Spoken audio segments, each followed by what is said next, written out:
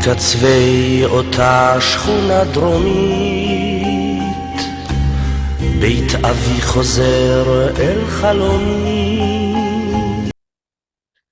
תולדות משפחת גבאי כפי שנכתב על ידי מיכל. ב-1922 הגיעו מאיסטנבול טורקיה לפלסטינה ארץ ישראל סבא וסבתא שלי, שמעון גבאי ואשתו סוזן לבית עדנה. הם הגיעו עם בנם התינוק רפאל לנמל יפו והתגוררו שם בתנאים קשים. אוכל כמעט ולא היה. פקיד הסוכנות נשלח להביא אוכל לתינוק הקטן, הביא דג מלוח בלבד. שמעון, סבא שלנו, התרגז, תפס את התפקיד וסגר אותו למספר שעות במחסן קטן, שילמד. כן, התחלה קשה. לימים נולד בנם השני, שמואל, והמשפחה עברה מיפו לזכרון יעקב. שם נולדה בתם מלכה.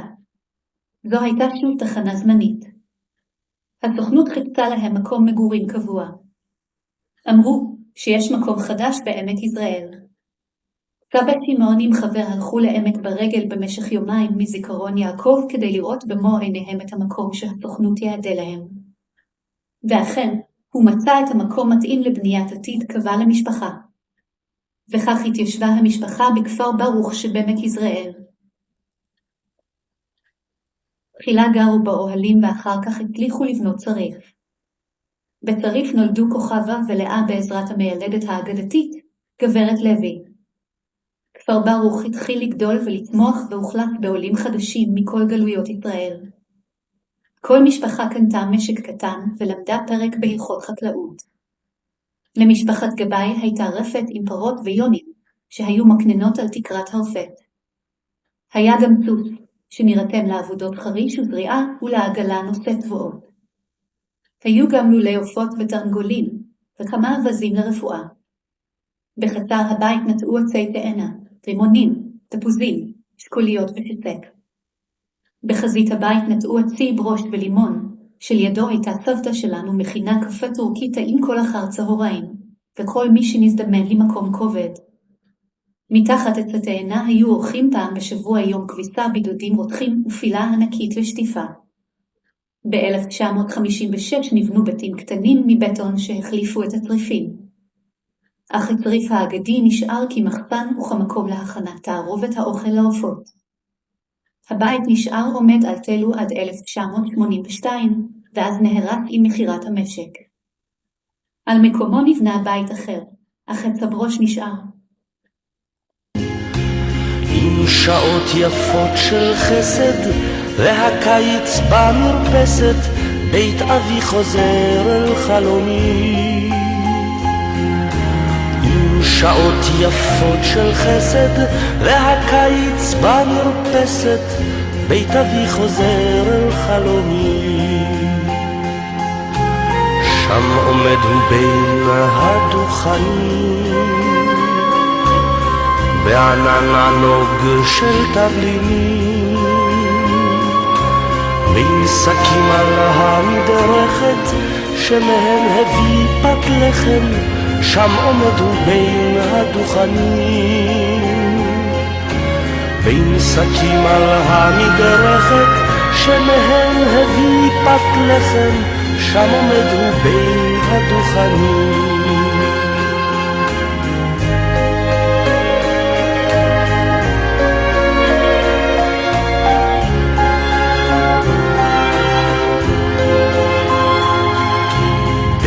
אבי יושב אל השולחן, בין ימי החול ויום של חג, בתפילות של בין 40 על הלחם על הבית, בית אבי יושב אל השולחן. בתפילות של בין 40 על הלחם על הבית, בית אבי יושב אל השולחן. כן, הנה בית אבי יושב אל השולחן, הנה הוא בית אבי עומד עדיין שם. ואבי עומד עדיין שם, אך ללא בניו ובלי יורשיו. ואני זוכר עדיין ריח תבלינים בקיץ, בית אבי עומד עדיין שם. ואני זוכר עדיין ריח תבלינים בקיץ, בית אבי עומד עדיין שם.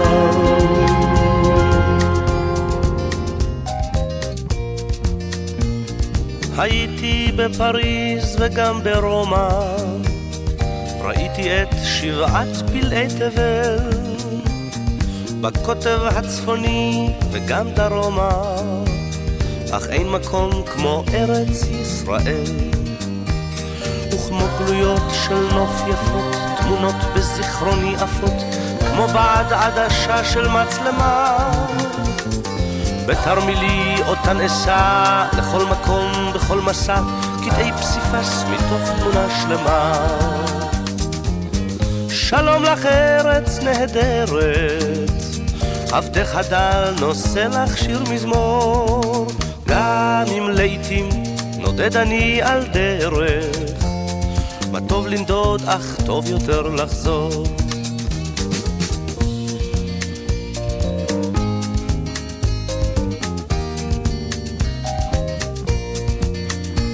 צריכי המגדלים בירושלים, בסמטאות השוק הצבעוני, גגות הרעפים של גבעתיים, הניבטים מבעד חלוני.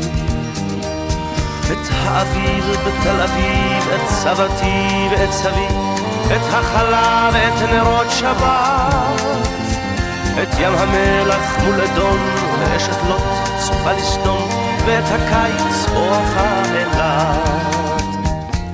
שלום לך ארץ נהדרת, עבדך דל נושא לך שיר מזמור, גם אם לעתים נודד אני על דרך, מה טוב לנדוד אך טוב יותר לחזור. יחלו אבתנה בערד מצרים, קד הכפיג את אביכו, קד אסריג את אביסה, השתה אחת בשנה הבאה בערד ישראל, השתה אחת לשנה הבאה בערד ישראל בני חורים.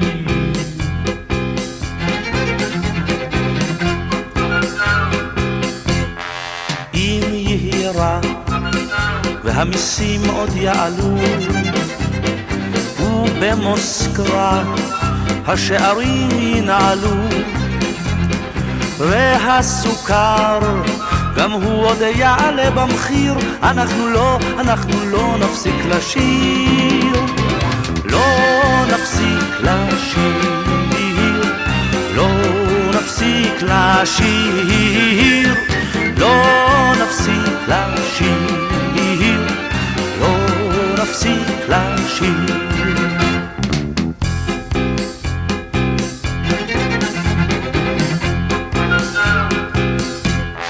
עם הבנזין מתל אביב עד רמת גן עולה לך כמו סוף שבוע ביפן, ואם באום אומרים תיסוג וגם תחזיר, אנחנו לא נפסיק לשיר, לא נפסיק לשיר, לא נפסיק לשיר, לא נפסיק לשיר, לא נפסיק לשיר.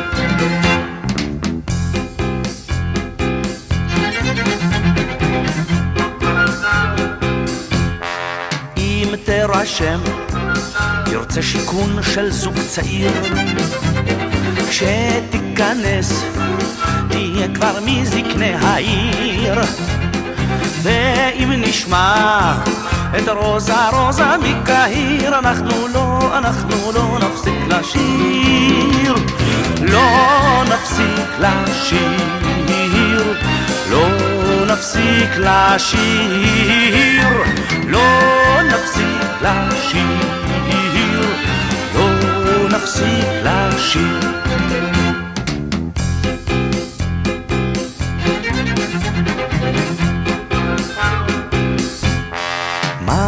לעשות, זוהי ארצנו היחידה. עוד יהיה טוב, ואין זו אגדה, ועוד נזכה לראות זריחה של יום בהיר, ומשום כך אנחנו ממשיכים לשיר. לא נפסיק לשיר, לא נפסיק לשיר, לא נפסיק לשיר, לא נפסיק לשיר, לא נפסיק לשיר, לא נפסיק לשיר, לא נפסיק לשיר, לא נפסיק לשיר.